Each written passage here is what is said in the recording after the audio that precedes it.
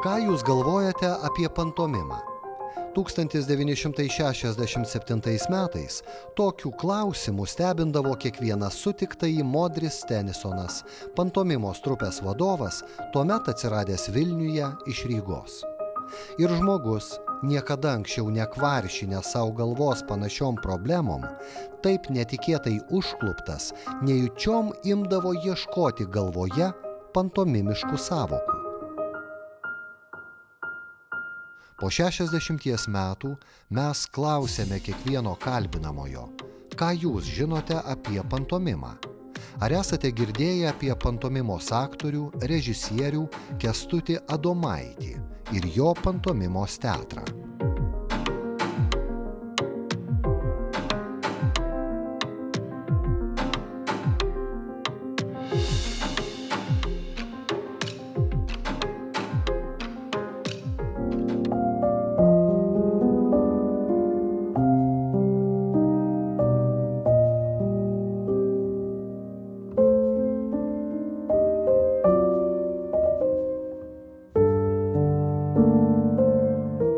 Mes dar buvom gal 2 mėnesius tik tai palankę studijas, palankę tuos užsiėmimus ir Kęstutis mus vis tiek grūdo į tas masuotės, kažkur kažką praeiti. Ir kartais, aš atsimenu, buvo Kafkos procesas. Ir jūs ten pastovėsit, ten, žinai, nieko ten daug nereikės. Jūs būsit banko darbuotojai, dėliosit štampus, ten ir viskas. Kada išeit, o kaip, ką? Kuo mažiau žinosit, tuo geriau savai padarysit. Ir viskas, ir taip ir buvo. Tave tiesiog įmeta. Iš pradžių galvoju, išprotėjusi gal durnas, ar viskas dreba, tu pats bijai, tu dar pats nieko nežinai, ką mes ten mokam, kokius tenai judesius per 2 mėnesius išmoks. Ir kažkaip viskas užsibūrė, ir kažkaip viskas, tiesiog vyko. Tiesiog. Atsitiko gyvenimas. Ir gyvenimas tapo teatru, o teatras gyvenimu.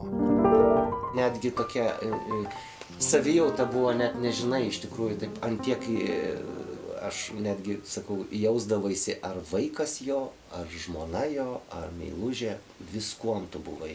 Toks buvo, visus apkabindavo, visus mylėdavo, visada po spektaklio būdavo pasisėdėjimas, aptarimas, tikrai kavutės pagėrimas ir mes visus viens kitą gerbdavom ir kiekvieno pasiekimus, nuopelnus, ar ten kažkam kažkas pasisekdavo kažkur tai, ar šeima, ar sukurdavome šeimą, ar vaikas gimdavo.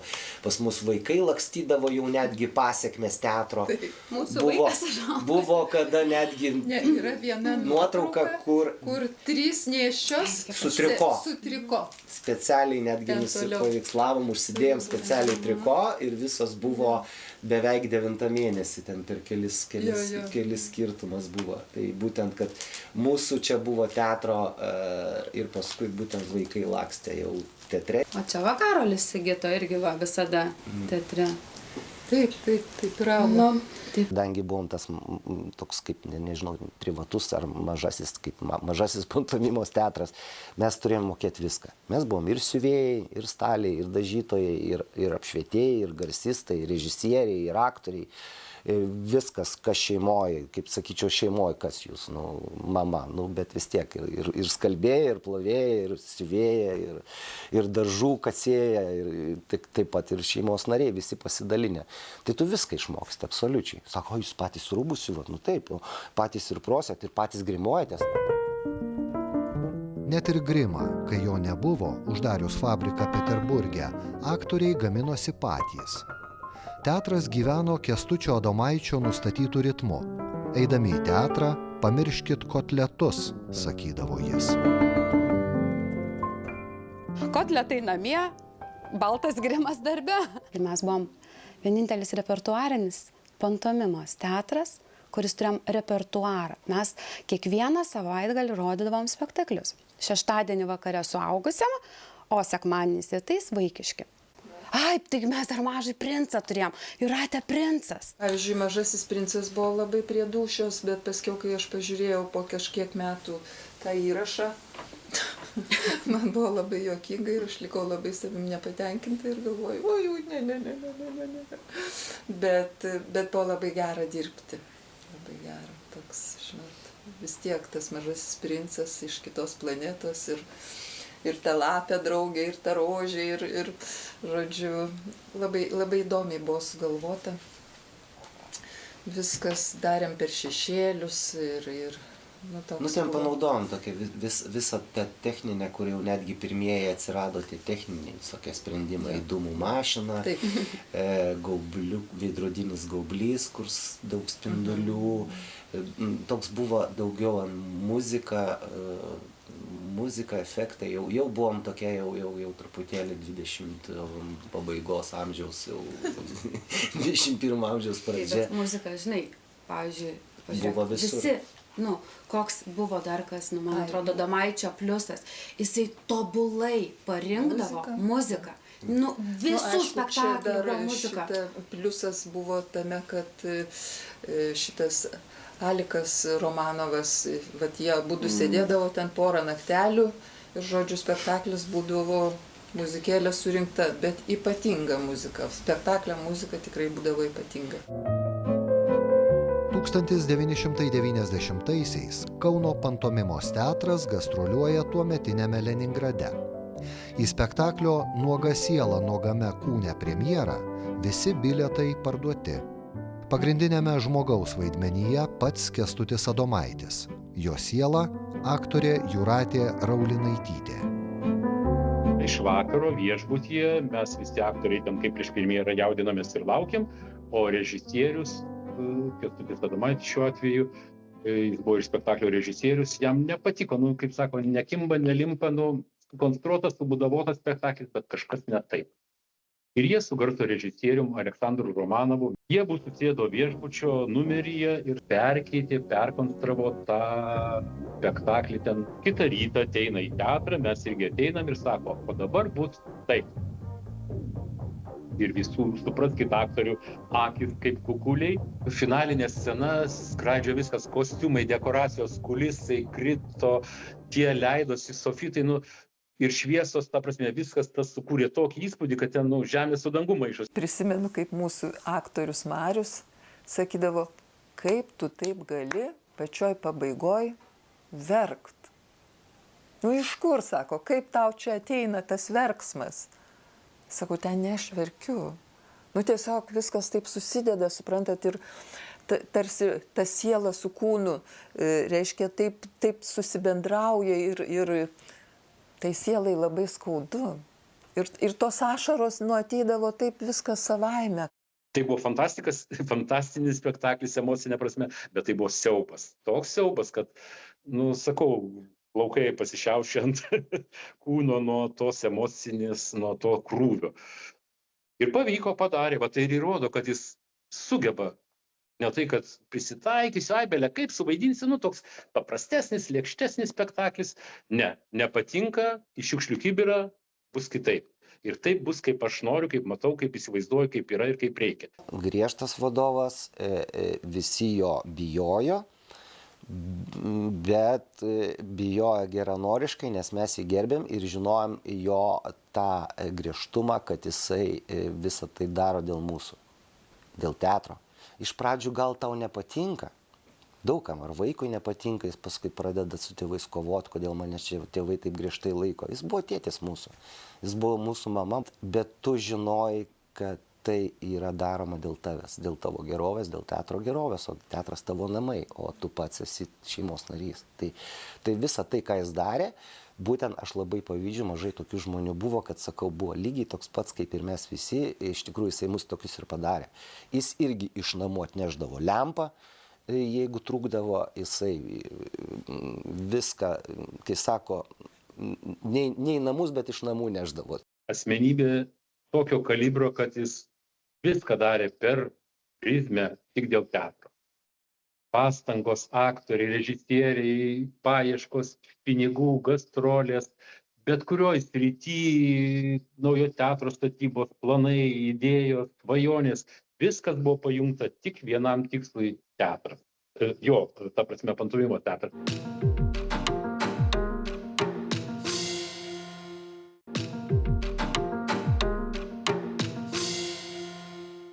jeigu tu myli darbą, tai tu esi bedarbis. Nu, jeigu turi mylimą darbą, esi bedarbis, tai tu eini kaip į darbą, kaip į namus. Praktiškai mes net neįdavom į darbą, mes ten miegodavom, mes ten kurdavom, ten turėdavom savo šaldytuvą ir šiaip net iš butaforijos mes suvalgydavom, mes turėdavom nuogą sielą, nuogame kūne, kur Kęstutis Adomaitis turėdavo maišiukį, tą tokį Elgetos maišelį ir ten visada būdavo įsidėjęs ten ar duonos, ar dar kažko.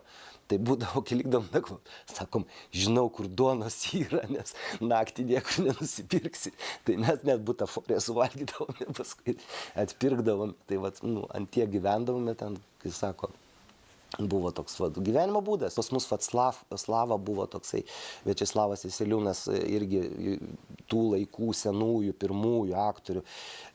Jis buvo netgi vyrų kirpėjas, tai visi stebėdavo, sako, pats įdomiausias, kai jisai kirpa.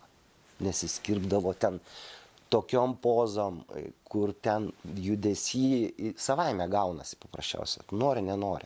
Toks gaunasi, kad jau tu nenatūralus, jau tu toks visą personažį kažkokiam. Adomaičio su rūbais tu neužmuždavai, kaip dabar, ar ten gražus suknelės muzikiniam teatre. Pirmiausia, spektaklis vertina pagal suknelę, kostiumą, pagal dekoracijas. Pas mus buvo ta vadinama, kai aš vadinu, jau jokiuosi, jo nuoga siela, nuogame kūne buvo, visi buvom su triko. Dekoracijų buvo minimumas, detalės irgi minimumas. Jeigu tu būdavai graži ponia, tai būdavo su triko ir su skrybėlaitė. Ir už kostiumo nepasislėpsi. Ir daugiau už kostiumo nepasislėpsi. Per 28 metus Kęstučio Adomaičio įkurtame teatre parodyta 30 pantomimo spektaklių. Garsiausių Europos dramaturgų, prozininkų, muzikos ir dailės autorių kūrinius judesio kalba prakalbino režisieriai Virginijus Bortkevičius, Kęstutis Augustaitis, Arūnas Katkauskas ir Kęstutis Adomaitis. Tai buvo dar gilus sovietmetis ir draudė. Beketas yra kapitalizmo, absurdo teatro kažkoks. Negalima, tarybinis žmogus negali statyti tokio spektaklio apie kažkokie absurdus. Nei vieno tarybinio spektaklio nepastatei. Ir jį ten tarkuodavo, kaip tu gali? Kur apie kolūkietės, apie didįjį tėvynės karą? O mes ne. Ne mes, Adomaitis, aš tai neturėjau balso, jisai nusprendė, kad tarybinius šito šlamšto mėšlo nebus. Kęstučio spektakliai buvo tokie labiau šiuolaikiški tokie. Jisai kažkaip užkoduotai suvesdavo tuos visus reikalus būtent į to laiko sistemą. Mes žinojom, ką tai reiškia, bet žodžiu, darėm tiesiog kaip vaidinimą, o esmė buvo tokia gana gili. Tokia įdomi ir gili. Kęstas tiesiog mokėjo taip išsiviniot, sudėliot viską. Jis buvo emocionalus. Kai jau reikia, tai jau, kaip sako, gali ir batą paleisti, juokaujant tą prasme, netiesioginę, perkeltinę prasme.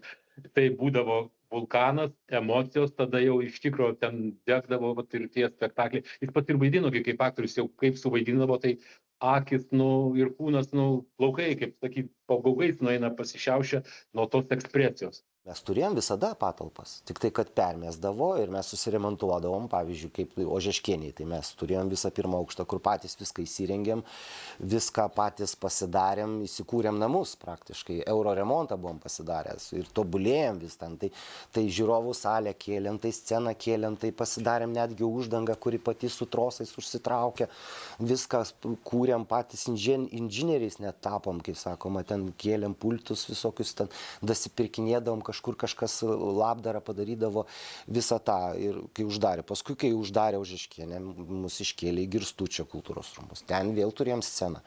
Ten repetuodom. Po to davė Daukšos gatvėje. Vėl atsiremontavom savom rankom. Vėl visus laidus tempėm. Sceną mes visą laiką turėjom. O paskui jau, kai paskutinis tas jau uždarimas buvo, pasakė, prijungiam prie Auros. Nesujungiam, bet prijungiam. Jei būtų sujungiam, būtume dar mes, kaip sakoma, dirbę kaip ir dirbę. Bet kadangi prijungia, tai mes jau gaunamės pagal Auros, kaip sako, dūdelę šokti. Šokėjai ir sako, arba šokat, arba išeinat. Tai toksai ir buvo sunaikinimas. Aš džiaugiuosi savo kolegom, kurie Ir po to teatro uždarimo nepasidavė vat, Marius su Ritelė. Irgi taip ir laikosi. Šeiminiškai, vienas direktorius, kitas darbuotojas. Mimų teatras, jo daugiskaita mimų teatras, bet mes be scenos, be nieko, bet mes, kai sako, kiti sako, o kur jūsų teatras? Sakau, va dabar, kol aš čia stoviu, tai čia teatras. Nu ir aš nepasidaviau, nu ne tokiu būdu, biški kitokiu, bet žmonės kūrybingi ir mes ten nekalbam vaidindami su kurčiaisiais gestų kalba, mes pantomimą darom, dirbam kaip mimai. Žodžiu, be žodžių, be veido išraiška, kūno kalba. Nu. Čia yra Kęstučio knyga, čia jisai kaip ir sumanytojas yra šito.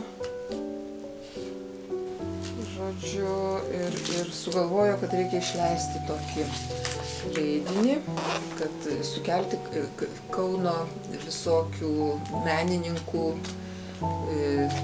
žodžiu, darbus. Žirgulis sukūrė skulptūrą, o Adomaičio buvo idėja.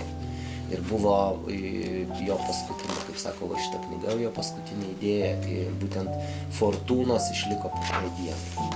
Ir mes dar netgi gavom Fortūną už vaikišką geriausią spektaklį Mažasis princas.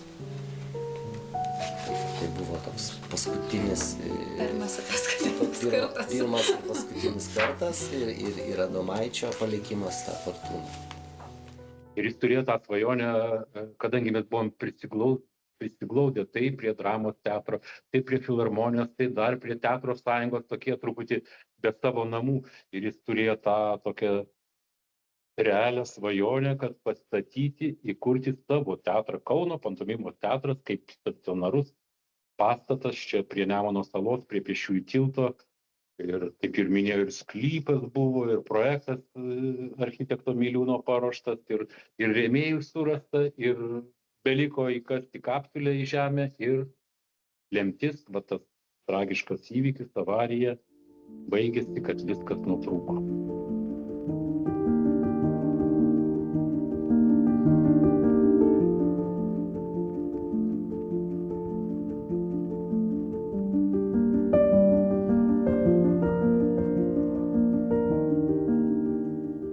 Labai, kad nebėra šito žanro, labai skauda. Tai ypatingas žanras. Ir ypatingai mums tie, kurie buvo prie to, kaip tarsi gyvenimo tarpsnis buvo mūsų kažkoks tai. Aš 40 metų turbūt, ne, dabar dar galėčiau pridėti 20. Žodžiu, esu pantomimoje. Tai man toks, žinot, kai ieškojau medžiagos apie Kęstutį Adomaitį, tai man labai skaudėjo. Verkiau daug. Mano visa medžiaga sukrauta atskirai, tai kadangi ieškojau tokios, kad būtų daugiau informacinės, tai verkiau daug. Tikrai labai. Atvira žaizda. Atvira. Jinai neužgijo. Mes atėjom rugpjūtį, o gruodį Kęstutis žuvo. Tai pažintis buvo labai trumpa, bet jinai išliko. Ir žinot, turbūt Kęstutis turėjo tą tokį dalyką, kas ir dabar su mumis visais atsitiko. Kaip ir teatro nebeliko, bet mes likom. Mes kaip žmonės likom. Ir mes net kaip šeima likom. Jis turėjo tą tokį, nežinau kaip tai pavadinti, ar chemiją, ar kažkokį jausmą sutraukti tuos žmonės, kurie turi būti tenai ir kurie tarpusavyje dėrėtų, ne tik scenoje, nes mes sudėrėjom ir gyvenime, mes ir dabar, ir Jūratė nėra man bendradarbė, ar kad daug metų mes kartu esam pradirbę, jinai mano šeima, man kaip mama, kaip ir visi kiti. Iš tiesų, ir Arūnas, ir va dabar, ir Slava, mes vienas apie kitą tikrai galvojom. Ir visko buvo. Ir pykomės, ir mylėjom vienas kitą, bet vis tiek, kad ir dabar gal mažiau pasiskambinam, bet mes tikrai vienas apie kitą galvojom. Nes Kęstutis mokėjo suburti tuos žmonės, kurie turi būti ten. Ir mes ten likom. Aš pasakyčiau, žinokit, kad tai yra gyvenimas. Kažkurio metu taip, gal kažką išgelbėjo, kažkam suteikia vilties, kitam gal kažkokiu momentu padeda, bet aš galvoju, arba tu ten gyveni, arba ne. Tie, kurie negyveno pantomimoje, tie ir išėjo, o kurie gyvena, taip ir gyvenam toliau.